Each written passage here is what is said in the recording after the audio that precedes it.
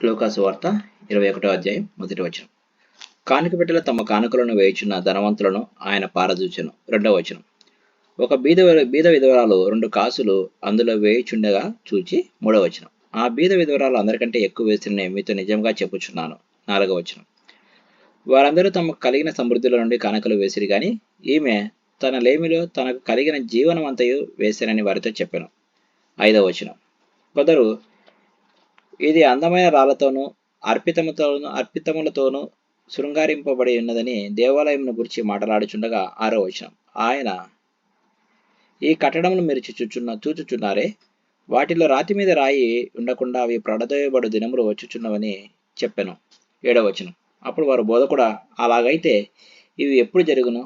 ఇవి జరగబోవునని సూచన ఏమని ఆయన అడగగా 8వ వచనం. ఆయన, మీరు మోసపోకుండా చూచుకునుడి. అనేకులు నా పేరిట వచ్చి నేనే ఆయనననియు కాలము సమీపించిననియు చెప్పుదురు. మీరు వారి వెంబడి పోకుడి. 9వ వచనం. మీరు యుద్ధములను గురించి కలహములను గురించి వినినప్పుడు జడియకుడి. ఇవి మొదట జరగవలసి ఉన్నవి గాని అంతము వెంటనే రాదని చెప్పారు. 10వ వచనం. మరియు ఆయన వారితో ఇట్లనెను, జనము మీదికి జనమును, రాజ్యం మీదికి రాజ్యమును లేచును. 11వ వచనం. అక్కడక్కడ గొప్ప భూకంపములు కలుగును, తెగుళ్లను కరువులను తటస్థించును, ఆకాశం నుండి మహాభయోత్పాతములను గొప్ప సూచనలను పుట్టును. 12వ వచనం. ఇవన్నీ జరగక మునుపు వారు మిమ్మల్ని బలాత్కారముగా పట్టి నా నామము నిమిత్తము మిమ్మను రాజుల యొద్దను అధిపతుల యొద్దకును తీసుకొని పోయి సమాజ మందిరములకును చెరసాలకును అప్పగించి హింసింతురు. 13వ వచనం. ఇది సాక్షార్థమై మీకు సంభవించును. 14వ వచనం. కాబట్టి మేమేమి సమాధానం చెప్పుదమా అని ముందుగా చింతింపకుందుమని మీ మనసులో నిశ్చయించుకోండి. 15వ వచనం. మీ విరోధులందరూ ఎదురాటకును కాదనుటకును వీలు కాని వాక్కును జ్ఞానమును నేను మీకు అనుగ్రహింతును. 16వ వచనం. తల్లిదండ్రుల చేతను, సహోదరుల చేతను, బంధువుల చేతను, స్నేహితుల చేతను మీరు అప్పగింపబడుదురు. వారు మీలో కొందరిని చంపింతురు. 17వ వచనం. నా నామము నిమిత్తం మీరు మనుషులందరి చేత ద్వేషింపబడుదురు. 18వ వచనం. గాని మీ తల వెంట్రుకలలో ఒకటైనా నశింపదు. 19వ వచనం. మీరు మీ ఓర్పు చేత మీ ప్రాణములను దక్కించుకుందురు. 20వ వచనం. యెరూషలేము దండ్ల చేత చుట్టబడుట మీరు చూచినప్పుడు దాని నాశనం సమీపమై ఉన్నదని తెలుసుకోండి. 21వ వచనం. అప్పుడు యూదయలో ఉండి వారు కొండలకు పారిపోవాలను, దాని మధ్య నుండి వారు వెలుపలికి పోవాలను, పల్లెటూళ్ళలోని వారు దానిలో ప్రవేశింపకూడదు. 22వ వచనం.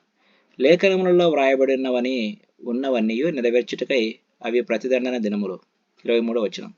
ఆ దినములలో గర్భిణులను పాలిచ్చు వారికి శ్రమ, భూమి మీద మిక్కిలి ఇబ్బందియు, ఈ ప్రజల మీద కోపము వచ్చును. 24వ వచనం. వారు కత్తివాత కూలుదురు, చెరపట్టబడిన వారై సమస్తమైన అన్యజనముల మధ్యకు పోవుదురు.